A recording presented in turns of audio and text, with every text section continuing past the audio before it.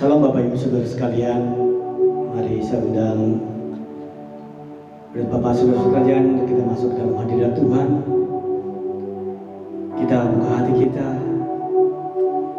Kita akan berdoa. Bapa di surga, kami bersyukur terima kasih atas rahmat anugerah-Mu. Kami bersyukur Kau menyertai kami selalu ya Bapa. Terima kasih Bapa, kami serahkan ibadah pada hari ini dalam tangan-Mu Tuhan. Saya percaya Mau mengurapi kami semua ya Bapa. Terima kasih Bapa, kami siap untuk memulai ibadah pada hari ini ya Bapa. Hanya di dalam nama Tuhan Yesus. Haleluya. Amin.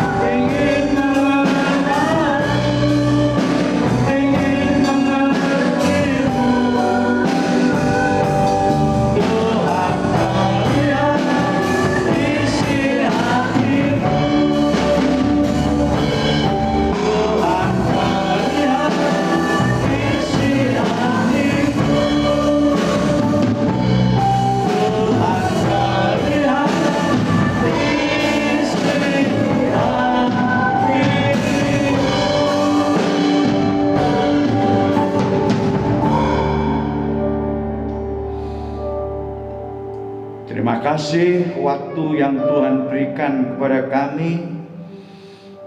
Kami telah memuji, memuliakan nama-Mu, menyembah Tuhan. Hati kami mengasihi-Mu. Terima kasih ya Bapa, sebentar kami mau mendengar akan firman-Mu. Urapi hamba-Mu yang akan menyampaikan kebenaran-Mu. Biarlah firman-Mu meneguhkan, menguatkan, menuntun dalam hidup kami, di tengah-tengah pergumulan hidup kami, supaya kami meyakininya ya Tuhan. Terima kasih, biarlah yang bimbang Engkau beri kekuatan, yang Tuhan berbeban berat Engkau memberi kelegaan. Kami yakin firman-Mu memberikan jawaban dalam kehidupan kami. Terima kasih ya Tuhan. Urapi hamba-Mu, urapi kami semuanya Tuhan, jemaat-Mu, untuk kami sungguh-sungguh mendengarkannya. Dalam nama Tuhan Yesus Kristus kami berdoa.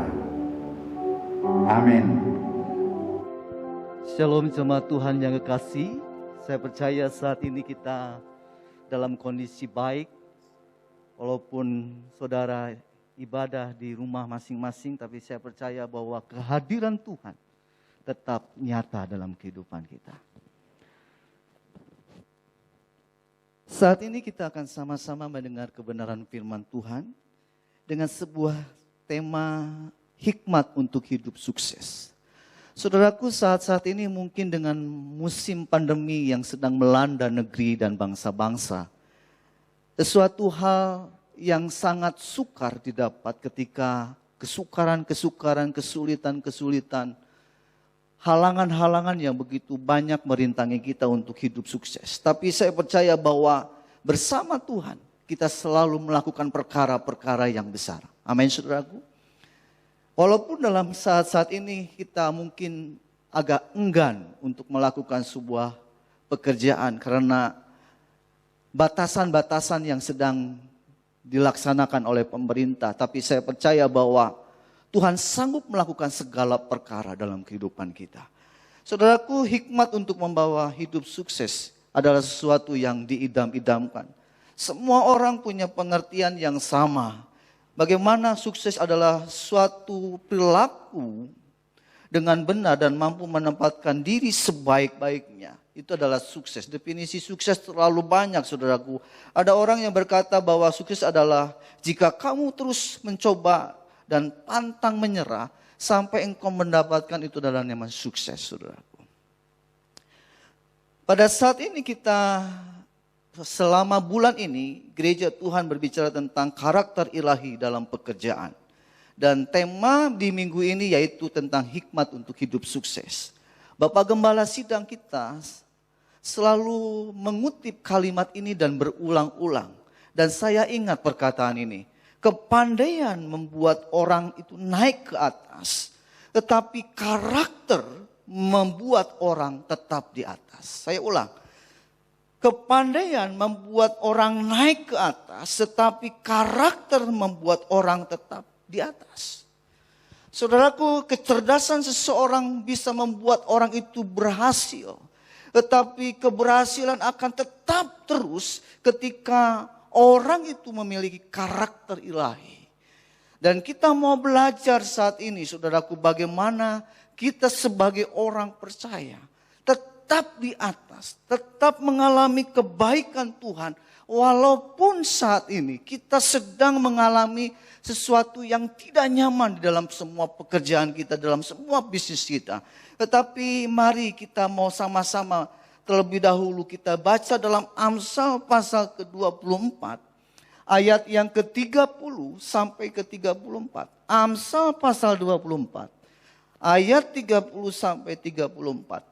Aku melalui ladang seorang pemalas dan kebun anggur orang yang tidak berakal budi. Lihatlah, semua itu ditumbuhi onak. Tanahnya tertutup dengan jeruju dan temboknya sudah roboh. Aku memandangnya, aku memperhatikannya, aku melihatnya dan menarik suatu pelajaran.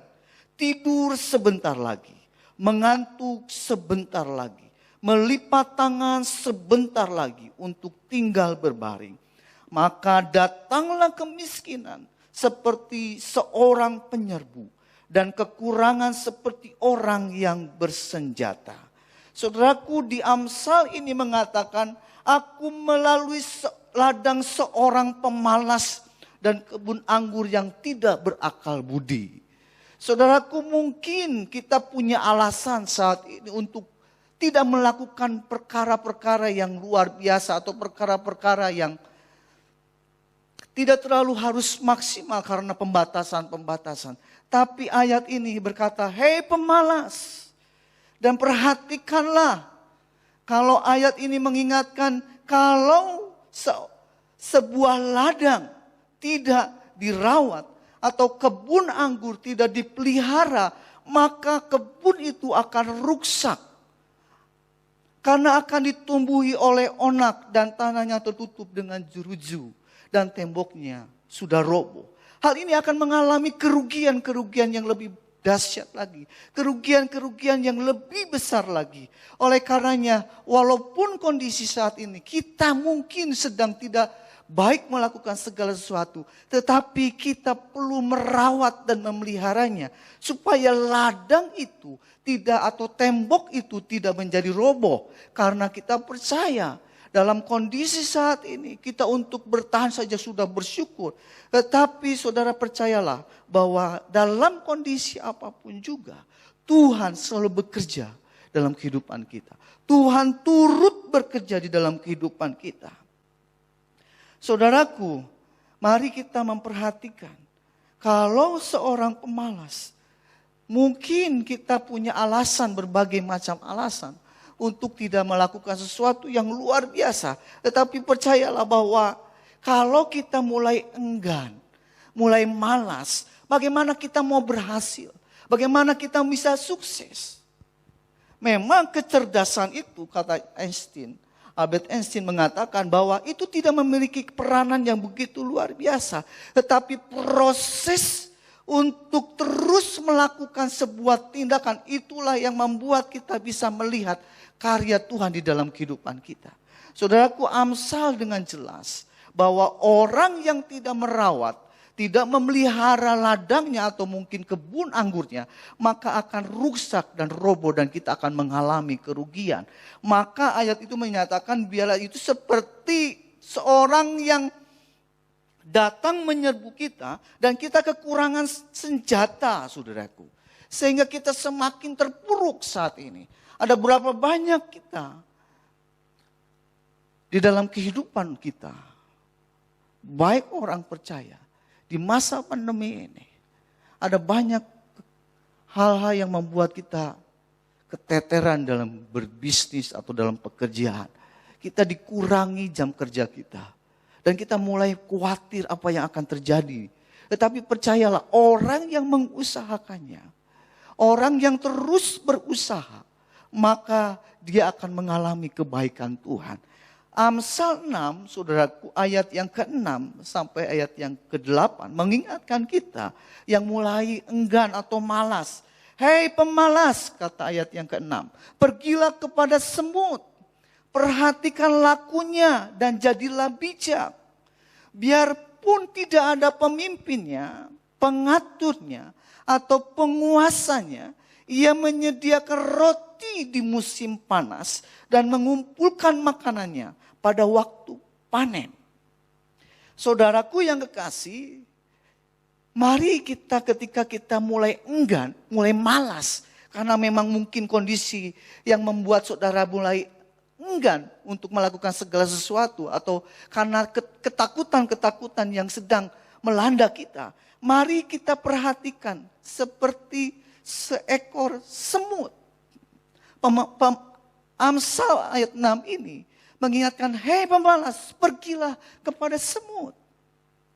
Saudaraku, pada saat ini kita mau belajar kepada semut, saudaraku. Dan kita mau melihat bagaimana seandainya semut menjadi mentor kita.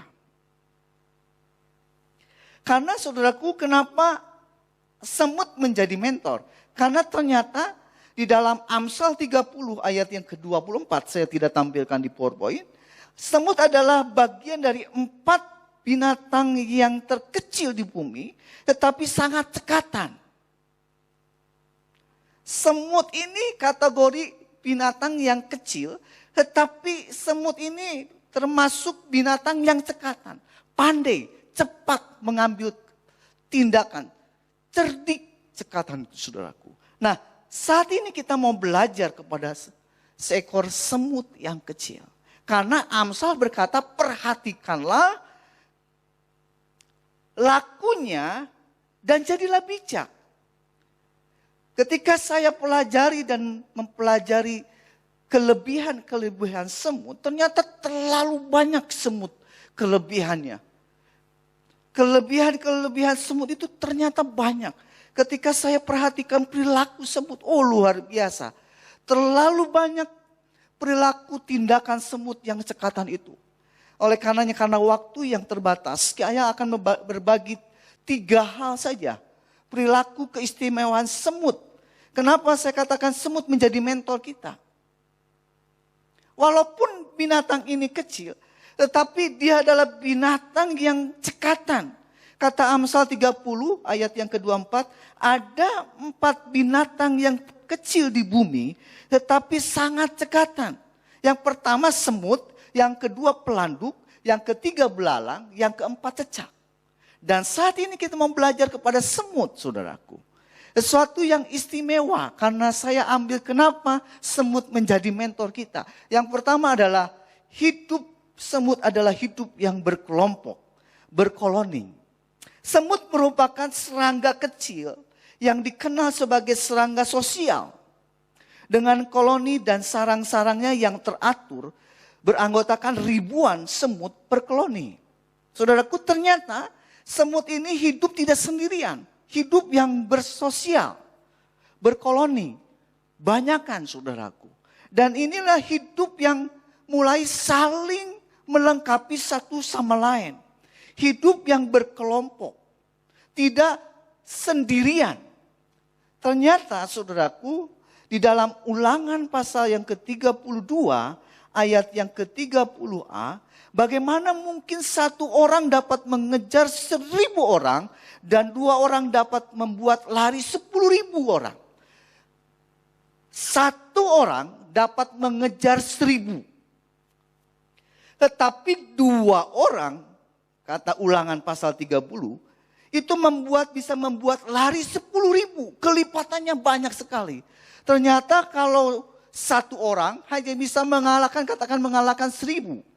Tetapi kalau 2 orang, 10.000. Nah, semut adalah binatang yang berkoloni, bersosial, berkelompok. Dan jumlahnya tidak sedikit, banyak. Beranggotakan ribuan semut. 1 koloni itu beribuan, semut itu berkelompok. Dan inilah yang membuat semut bisa mengatasi setiap persoalan dalam kehidupan kita. Seberapa banyak kemampuan kita untuk hidup sendirian? Seberapa banyak kemampuan kita? Tetapi kalau kita bisa berkelompok, bisa bersosial, seperti semut ini, dia bisa melakukan kelipatan-kelipatan yang luar biasa. Dalam masa pandemi yang sedang melanda negeri dan bangsa-bangsa saat ini, kalau kita terus mengurung diri dan kita terus melihat keberadaan diri sendiri, maka kekhawatiran-kekhawatiran akan datang menghampiri kita. Dan ketakutan-ketakutan mulai menyerang kita. Tetapi kalau kita punya teman seiman atau di kelompok sel yang ada, kita akan saling menguatkan satu sama lain. Kita akan saling membangun iman kita. Memang mungkin saat pandemi sedang melanda kita saat ini, sampai di kota kita Tasikmalaya. Kekhawatiran-kekhawatiran itu menguras iman pengharapan kita. Tetapi saya percaya ketika kita punya teman seiman, orang-orang yang bisa mendukung kita, orang-orang yang bisa menguatkan kita, maka itu akan membuat kita bisa mampu berjalan, mampu melewati masa-masa yang sulit sekalipun. Kekhawatiran-kekhawatiran apapun. Kalau kita punya sahabat, teman-teman yang bisa mendukung kita, maka kita bisa melewati masa-masa yang sulit. Memang walaupun pengharapan kita mungkin saat-saat ini sudah mulai menyusut, tetapi kalau kita punya orang-orang di sekitar kita yang saling mendukung, maka membuat kita punya kekuatan yang besar. Kekuatan yang banyak dalam kehidupan kita. Oleh karenanya, jangan tinggalkan hidup kita hanya terus seorang diri. Mari kita berkelompok seperti semut ini. Kalau 1 orang, dia tidak bisa menghangatkan tubuhnya. Tetapi kalau 2 orang, dia akan saling menghangatkan satu sama lain. 1 orang bisa mengejar 1.000, tetapi 2 orang bisa mengejar 10.000. Bayangkan kalau kita berkumpul banyak, ada berapa banyak kita bisa melewati masa-masa yang sulit. Oleh karenanya pada saat ini kita sama-sama belajar kepada semut. Hiduplah berkelompok, hiduplah bersosial, hiduplah saling membangun dalam kelompok-kelompok sel yang ada. Itu yang poin yang pertama. Poin yang kedua adalah kenapa semut menjadi mentor kita? Karena semut mampu mengangkat beban. Saudaraku, ternyata semut adalah binatang yang mampu mengangkat beban lebih dari beban bobot berat badannya. Ternyata semut adalah binatang yang mampu, walaupun ukuran tubuhnya yang relatif kecil, semut adalah termasuk hewan yang terkuat di dunia. Semut jantan mampu menompang beban dengan berat 50 kali lipat dari berat badannya sendiri. Ternyata semut itu punya kemampuan, dia bisa mengangkat beban lebih dari berat bebannya 2 kali berat beban semut itu sendiri. Bisa sampai 50 kali lipat. Kalau manusia ternyata hanya punya kemampuan 2 kali lipat dari berat badannya. Manusia hanya mampu mengangkat beban itu 2 kali lipat dari berat badannya. Tetapi semut itu mampu mengangkat beban lebih banyak. Oleh karenanya semut adalah binatang yang kuat. Walaupun kecil, tapi kemampuannya itu 50 kali lipat. Lebih daripada manusia. Maka teringatlah kita kepada talenta. Kalau kita nanti baca saudara di rumah, di Matius pasal ke-25 ayat 16 sampai ayat 18. Itu berbicara tentang perumpamaan talenta. Ada orang yang diberi 5 talenta, dia bisa mengembangkannya menjadi 5. Akhirnya menjadi 10. 2 menjadi 4. 1 tidak mengembangkannya.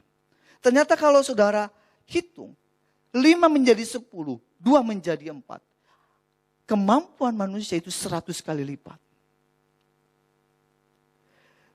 Tetapi perhatikan, ketika kita tidak pernah mengembangkan itu, maka kita tidak bisa melakukan segala sesuatu. Belajarlah kepada semut. Semut adalah binatang yang memang kecil. Tetapi semut bisa mengalahkan musuh-musuhnya, saudaraku. Itulah semut, saudaraku. Dia bisa mengangkat beban. Saya percaya, saudaraku, saat ini, walaupun beban hidup kita saat ini mungkin sangat berat. Tapi percayalah bahwa kita pasti mampu melewati masa-masa yang sulit. Karena bersama Tuhan kita melakukan perkara yang besar. Bersama Yesus kita melakukan perkara yang besar.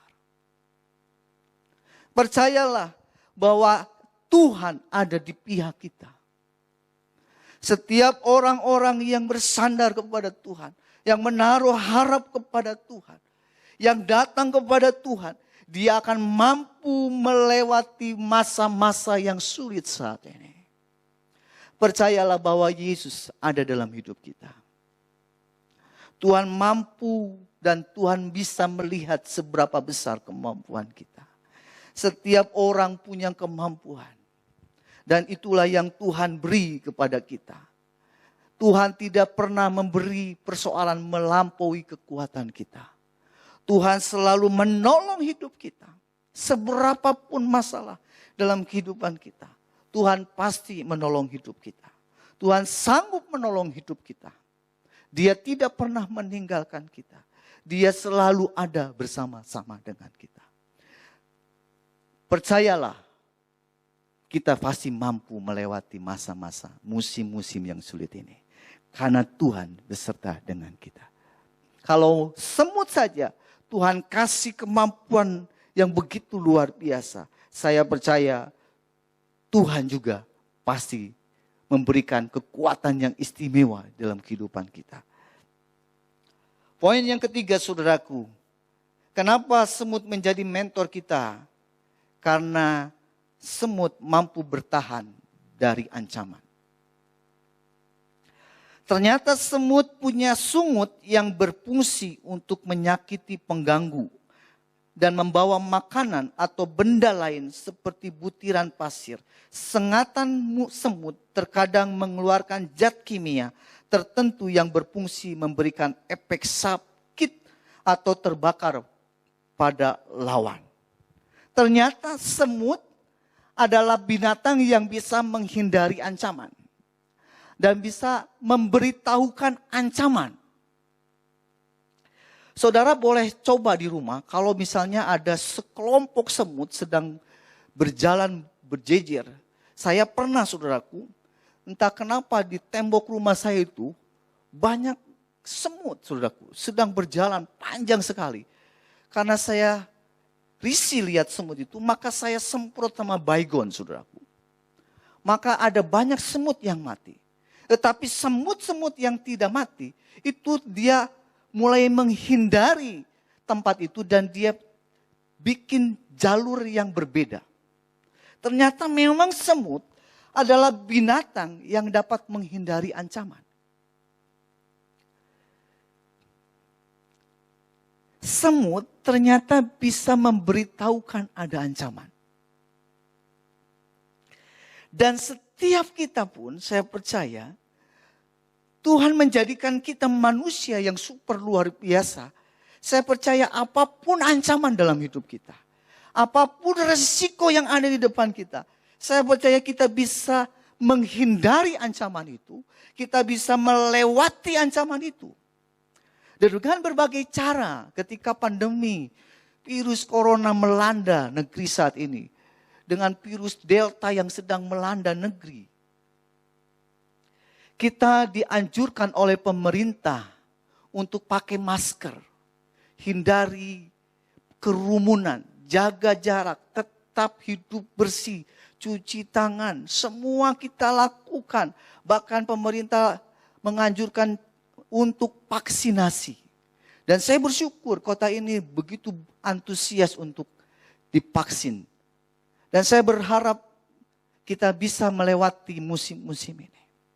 Dan jemaat Tuhan yang di rumah saat ini, saya mau ingatkan untuk mulai minggu depan. Di ibadah pertama di bulan Agustus kita akan melakukan ibadah onsite. Ada perjamuan kudus. Di sana kita akan bersekutu di dalam persekutuan, di dalam perjamuan kudus ini. Saya percaya bahwa kita adalah umat yang sanggup melewati masa-masa yang sulit. Ada sebuah kisah yang mau saya sampaikan kepada saudara. Di dalam 2 Samuel pasal yang ke-5, ayat yang ke-22 sampai ayat yang ke-25.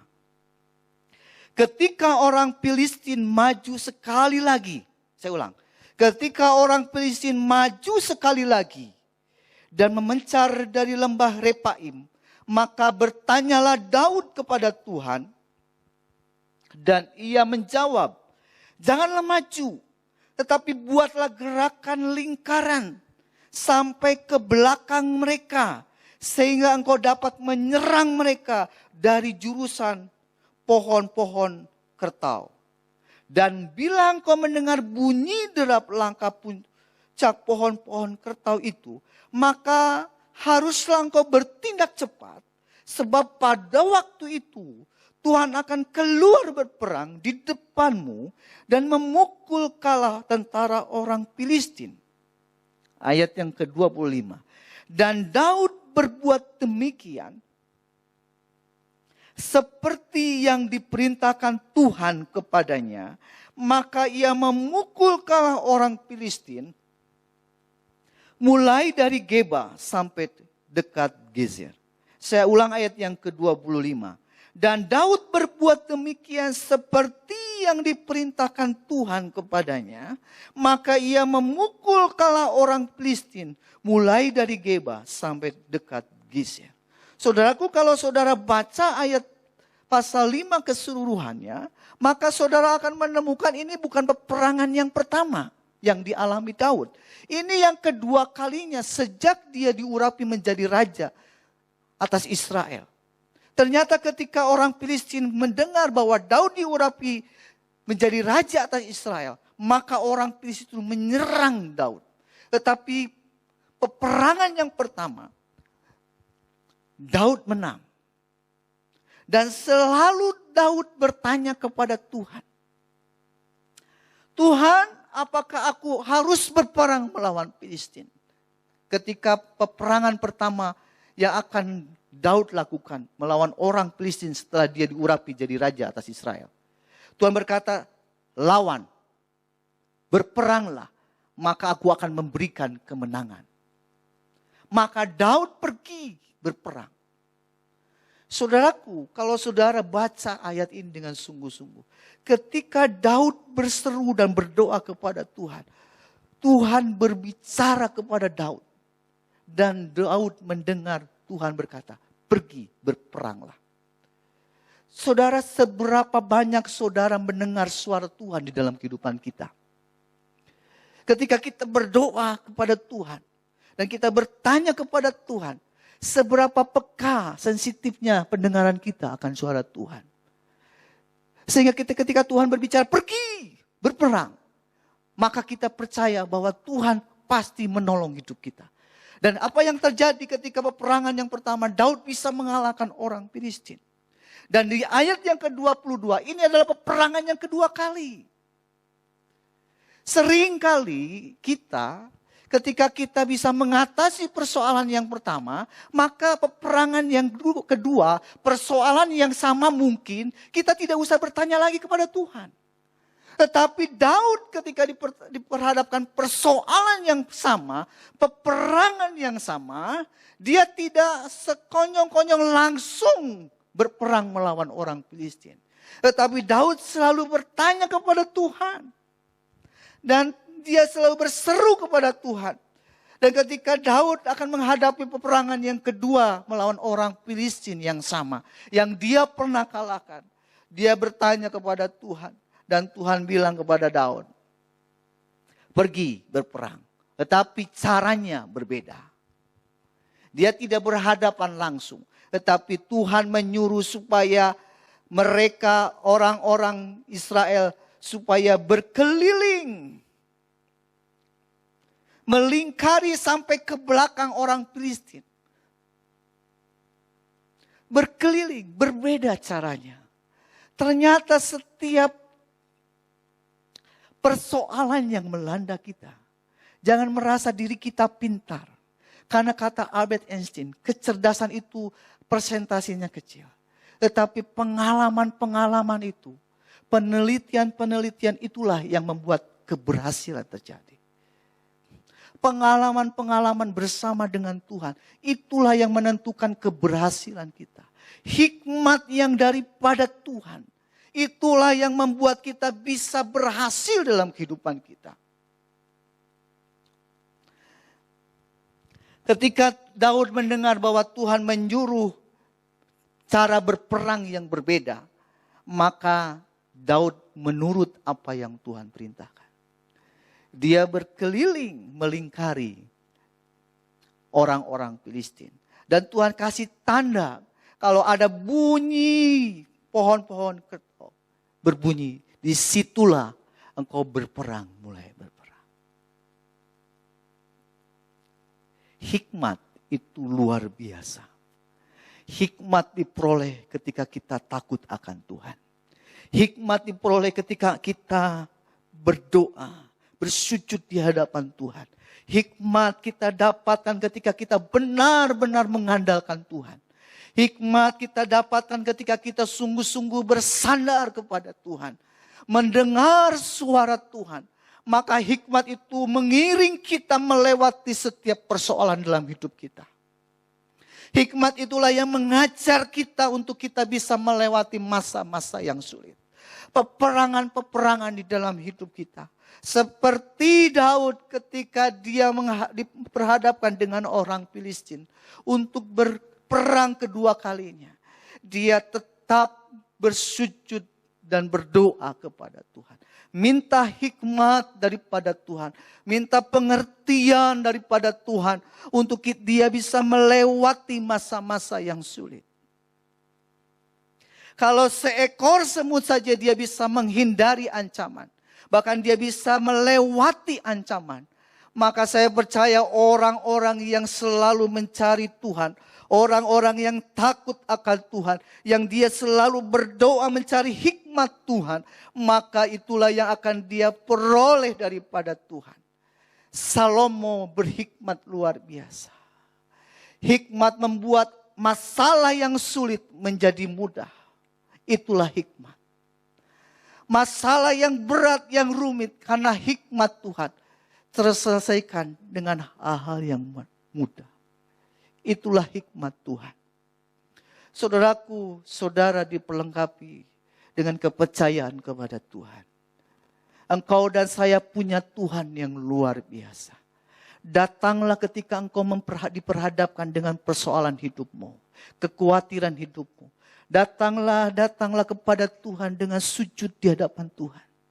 Andalkanlah Tuhan di dalam hidup kita.